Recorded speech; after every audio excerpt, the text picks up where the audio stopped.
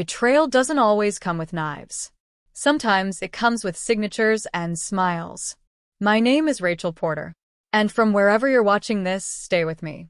Have you ever been so deeply trusted to carry the weight of something, only to realize they never planned on letting you hold the crown? Because I did. And it broke something sacred. It happened on a Wednesday, the kind of day that starts with black coffee and ends with blood in your gums from grinding your teeth too hard. We had just locked in a multi-million-dollar expansion deal. I'd worked on it for 4 straight weeks, no weekends, no nights off. I'd even missed my birthday dinner. All I wanted that morning was a little peace. Maybe even a thank you. Instead, I walked into the conference room and found my dad and my younger brother, Evan, shaking hands with our family attorney. They looked up like I'd interrupted something. Because I had. The contract. The announcement. The transfer. My father smiled at me, soft, practiced. Rachel, we were going to tell you. Evan didn't even look ashamed. He was glowing. The attorney handed him a thick envelope, sealed with our company crest. Congratulations, Evan. You're now the majority shareholder of Porter and Daughters. I blinked. Daughters. The irony punched me in the throat. I'd been working at the company since I was 19, built half its systems from scratch, landed the deal that took us global. And yet, no vote. No discussion. Just a decision made without me about everything I built. I asked one question. Why him? Dad gave that answer men like him always give when they can't say because he's a man. You've been incredible. But Evan has more leadership energy. Leadership energy. That's what he called my brother's LinkedIn posts and golf game. That's what they chose over my 80-hour weeks, 7 years of loyalty, and 2 near burnouts. I didn't yell, didn't cry, didn't beg. I just said, got it. Then I walked out. Not just from the boardroom, from the job, the house, the years of fake smiles. Because I knew something they didn't. I wasn't just the workhorse. I was the bridge between them and their biggest client, a woman who only trusted me. They gave Evan the crown, but they forgot who taught him how to hold it. People don't always raise children. Sometimes they raise successors. And sometimes only sons make the cut. Growing up in the Porter family wasn't loud with cruelty. It was quiet, soft-smiled, well-dressed, and deeply conditional. My brother, Evan, was the golden boy before he could even spell the word responsibility. If he brought home a C, it was because boys need freedom to explore. If I brought home an A-, I got the look. That tight-lipped smile from Mom. That slight headshake from Dad. You can do better. Our family business, Porter and Daughters, was supposed to be progressive. A woman's name in the title. A legacy built by my grandfather's belief in his own daughters. But when he passed, Dad took the reins. And from that day on, the Daughters part? It became ornamental. I was the one who stayed late. I was the one who handled damage control. When Dad had surgery, I ran the company. Quietly, efficiently, and didn't take a dime more than my salary. I thought that loyalty would mean something. It didn't. Evan, on the other hand, breezed through college with a finance degree and a fraternity resume. He worked at Porter and Daughters for 1.5 years before vanishing into some startup to get experience. He returned with a half-failed project, empty promises, and a trendy new haircut. And still, they welcomed him with confetti. Every failure's a step toward greatness, Dad said proudly. I once missed a marketing deadline by 2 hours because I was throwing up in a hospital bed with food poisoning. Mom called it unprofessional. When I started seeing the pattern, I told myself it was generational. That Dad didn't mean harm. That Mom was just scared I'd burn out. But deep down, I knew. They didn't see me as the heir. They saw me as the helper. The bridge. The cushion. The safe option. And I played the part for years. Because I thought maybe, just maybe, if I worked hard enough, they'd see me. They didn't. Not until I walked away. That first week after quitting, no one called. No texts. Not even to ask if I'd gotten home safely. It stung. But it also made one thing clear. I was never part of the legacy. Just the labor. So, I started planning. Not a tantrum. Not a breakdown. Just a quiet return of energy to its rightful owner. They took me for granted because I never asked for credit. Now I was done giving without cost. And the first thing I took back was my client. Some bridges aren't meant to be burned. Some are just meant to be walked away from because you already built a better one somewhere else. The client's name was Veronica Lane, CEO of Lux Design and one of the sharpest women I'd ever met. She handled billion-dollar decisions in heels sharper than her legal team. And from the beginning, she only dealt with me. Not Dad. Not Evan. Me. When she signed with us 3 years ago, she looked me dead in the eye and said, "You're the only reason I'm here. So, if you ever leave, I leave too." I'd thought it was just a kind gesture back then. Turns out it was a warning. 3 days after walking out, I texted her. Nothing dramatic. Just, would love to catch up. Coffee on me. No business, just a human check-in. She replied within 5 minutes. You read my mind. Friday, 9:30. When I walked into that cafe, Veronica didn't say a word at first. She just looked at me, and something in her jaw tightened. Then she said, "They gave it to him, didn't they?" I nodded. No warning. No conversation. Just a transfer of power to the least qualified person in the room. She stirred her coffee like it was poison. They're idiots. Over the next hour, we didn't just catch up. We plotted. Turns out, Veronica wasn't the only client feeling uneasy with Porter and daughters. Since my departure, emails had gone unanswered. Reports had been late. Evan had tried to streamline their onboarding by cutting half the human touchpoints I'd built. He doesn't know how to listen, Veronica said. And your father's too proud to admit they lost their spine. I didn't gloat. I just offered a solution. If you ever decide to move your account, I'm happy to help you build something better. She raised a brow. Are you offering me a consulting package? I smiled. Not yet. But maybe soon. By the time I left that cafe, something had clicked. I didn't need revenge. I needed to become the thing they always feared I'd become. Independent. Unbothered. Unavailable. The next day, I got a call from another former client. Then another. A quiet ripple was forming. They weren't coming to me out of pity. They were coming to me because I was the reason they trusted my family's business to begin with. And now, they wanted me. I didn't say yes to any offers, not yet. Because first, I wanted to give my family one last chance. A test. A trap. A moment of silence loud enough to shake the whole boardroom. Sometimes the loudest revenge is complete silence. I didn't scream. I didn't expose them. I just disappeared and let gravity handle the rest. By Monday morning, Evan was already in trouble. He tried to jump into my role like it was a stage play. Emails bounced. Vendors complained. One of our longtime suppliers threatened to terminate their contract unless someone who actually understands this partnership called them. Spoiler alert. They meant me. Then came the client exodus. Not all at once. Not dramatic. Just subtle shifts. Phone calls not returned. Invoices delayed. Promises unmet. And then, on Thursday morning, Veronica Lane's formal withdrawal letter landed on their desk. She didn't even call. Just one icy email. Effective immediately, Lux Design is terminating all contracts with Porter and daughters. Please forward remaining documentation to Rachel Porter's new firm. New firm. There was no firm. Not yet. But now that she'd said it, there would be. By noon, Dad's name popped up on my phone. I let it ring out. 5 minutes later, another call. Then a text. Dad, we need to talk. Urgent. I waited. Then typed. Me? I thought Sarah was the heir. Let her handle it. I hit send. Then I turned off my phone and went for a walk. That weekend, I filed for a business license. Small. Private. Just me. Porter Legacy Consulting. Not to compete. To liberate. Because I wasn't trying to destroy what they built.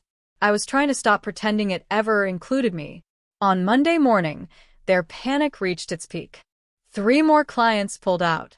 One even cited an internal shift in strategic trust, which is corporate speak for, you lost the person we actually respected. They sent my mother to call. Her tone was syrupy sweet, the kind that always came before guilt trips. Sweetheart, you've made your point. Now come home. The company needs you. I said nothing. She sighed. Don't punish your family for one mistake. I finally spoke. It wasn't one mistake. It was a decision. One you were all proud of until the consequences started knocking. Then I hung up. The truth was, I didn't want the company back. I didn't want a seat at their table anymore. I was building my own. One client at a time. One contract with my name at the top. No more invisible labor. No more thankless loyalty. Just clean, earned respect. And the knowledge that every hour I worked now belonged to me. Sometimes the business doesn't collapse from the outside. It collapses when the one holding the roof walks away. By Friday, the cracks had widened.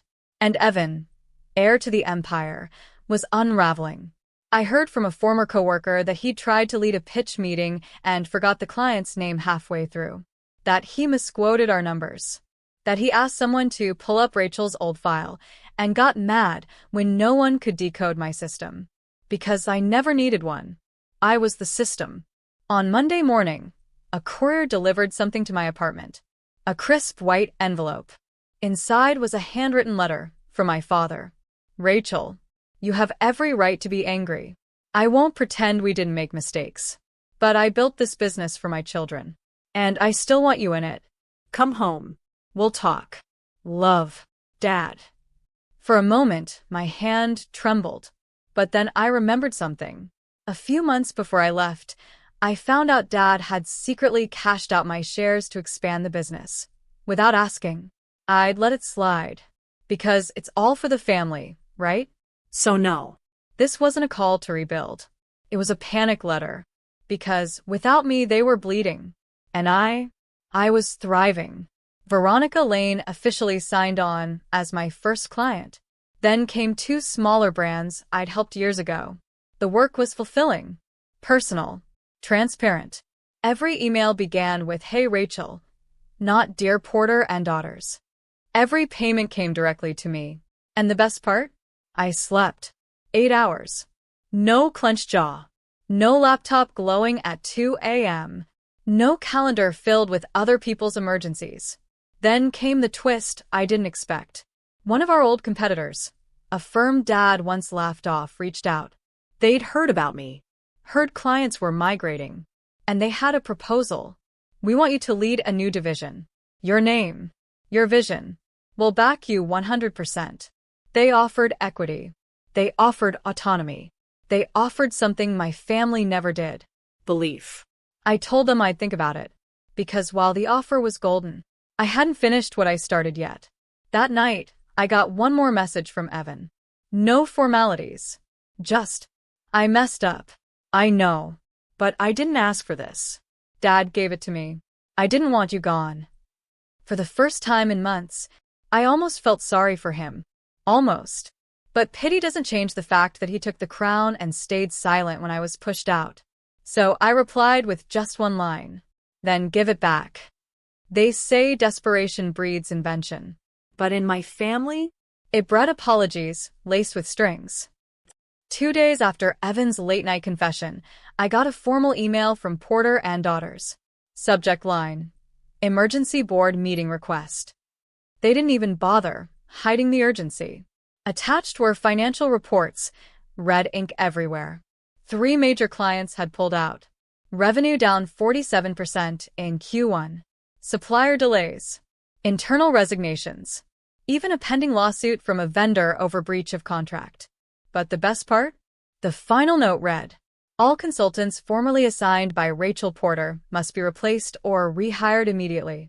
Funny how people you once called replaceable suddenly become the ones you can't function without. Then came the second email, this one from my father. Less formal, but still calculated. We'd like to offer you a position as executive director with full authority. Your brother will step down. You'll be compensated fairly, and your name will be restored on all documentation. I read it twice, then 3 more times, because finally the crown was being held out to me, openly. But it wasn't an act of respect. It was an act of survival. I didn't reply. Instead, I printed the letter, folded it, and used it as a bookmark.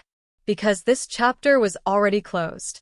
That week, I signed with the new firm. A fresh start.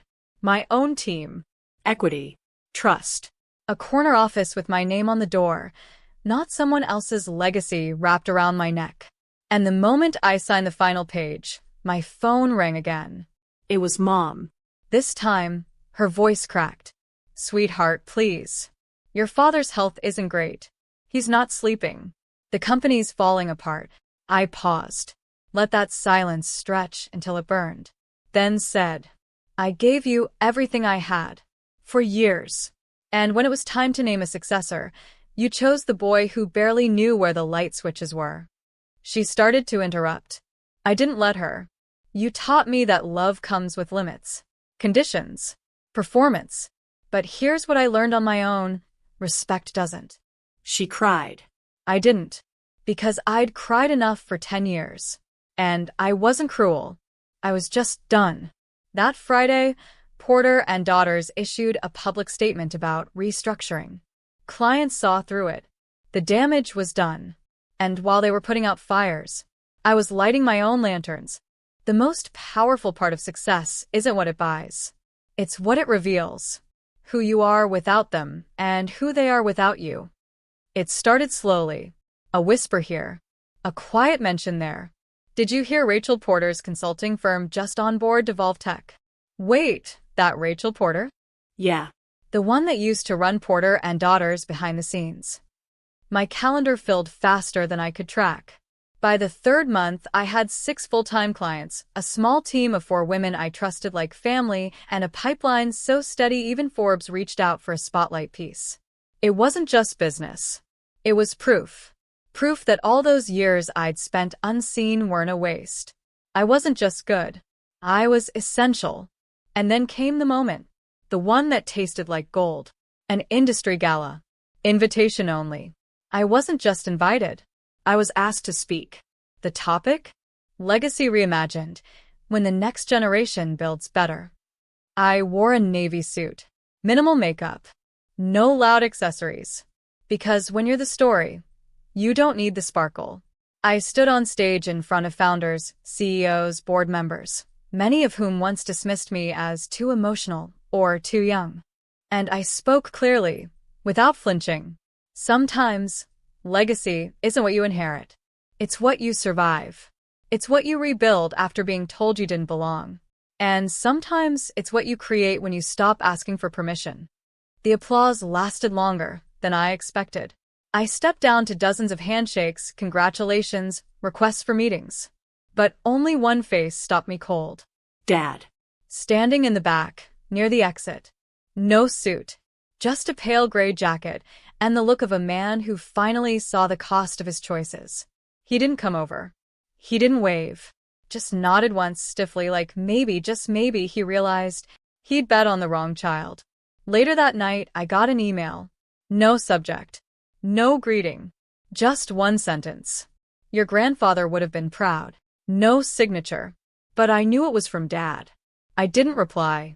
Because this was no longer about his approval. This was mine.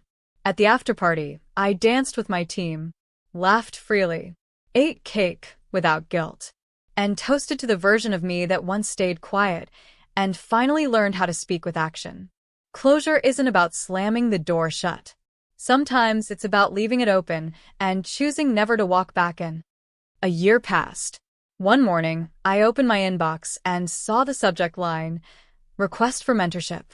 It was from a college junior named Brielle. She wrote, "I've followed your journey since the Forbes feature. I grew up watching my mom work for men who never saw her value. But when I read your quote, I stopped asking for space and started building my own table. It changed me." I teared up, not because of the praise, but because that girl, that was me. Years ago. Quiet. Overworked. Hoping someone would just notice. So I said yes. I met her for coffee the next week. Listened to her pitch ideas. Gave her tips on negotiating internships. And as I watched her scribble notes like her life depended on it, I realized This was legacy. Not the name of a company, but the freedom to open doors for people who'd once stood where you stood. That night, I visited my parents' neighborhood. Not to confront them. To remember. I sat across from the house, their porch dark, the driveway empty, and recalled all the late nights I stayed up finishing reports for Dad. All the mornings I coached Evan before meetings he never prepped for. I used to think I was foolish for doing so much. Now I know better. I wasn't foolish. I was loyal. And now, I was free. Before leaving, I slid a letter into their mailbox. No venom. No demands. Just truth. You raised a daughter who gave everything she had. You taught her that sacrifice meant silence. But she learned something else on her own. That silence isn't strength, voice is. And you no longer get to mute mine. I drove off. No dramatic music. Just the soft hum of peace in my chest. Today, my firm employs 14 women. Each one of them has a story. Some are single mothers. Some are first-generation college grads. Some were told they weren't leadership material. Now, they lead departments. They negotiate contracts bigger than anything Porter and Daughters ever handled. And they do it under a banner that doesn't carry an old man's name. They do it under mine. Last month, I was offered a buyout. 8 figures. I smiled and declined. Because this isn't a business anymore. It's a boundary that turned into a blueprint.